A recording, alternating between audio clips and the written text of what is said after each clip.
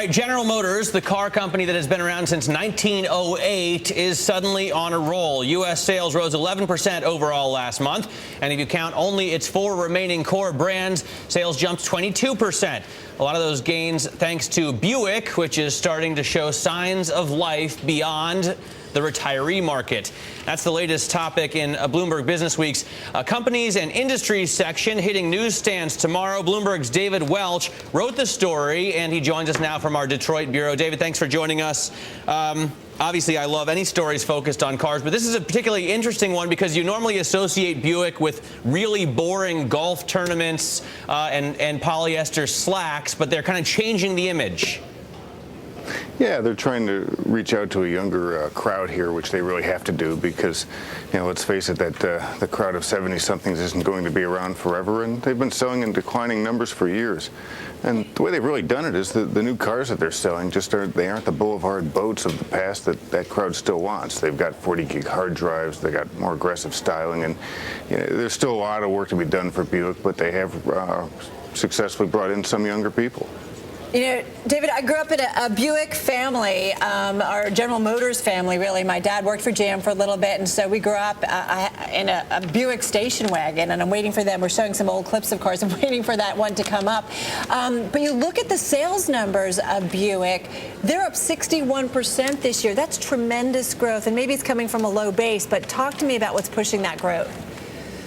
Sure, you're right, it is coming from a low base, but you do have 2 really hot vehicles. The Buick LaCrosse, which is their sort of larger mid-sized sedan, it would compete with, say, a Toyota Avalon or a Ford Taurus, is doing really, really well. It's been a smash hit for GM. The Buick Enclave, which is their large SUV, has also done quite well, and now they've got a new Regal out.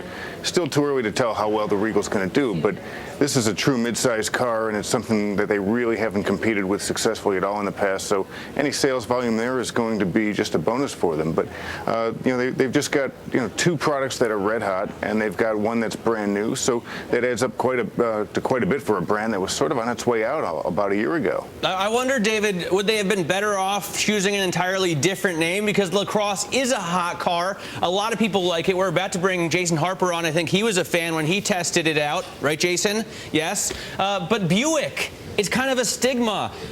No offense to the station wagon that Carol grew up in. Why didn't they just change the name? Well, first off, they debated killing the thing outright when GM was in bankruptcy last year. There was a firm hired by the Treasury Department that had suggested GM just go down to Chevrolet and Cadillac.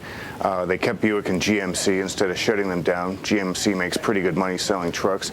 Buick, they thought if they got rid of that name, they would send the wrong message to China, where they sell 3.5 times as many Buicks as they do here in the U.S. So that was one thing. The other thing is, and they always go through this debate in the auto industry, usually on a nameplate level.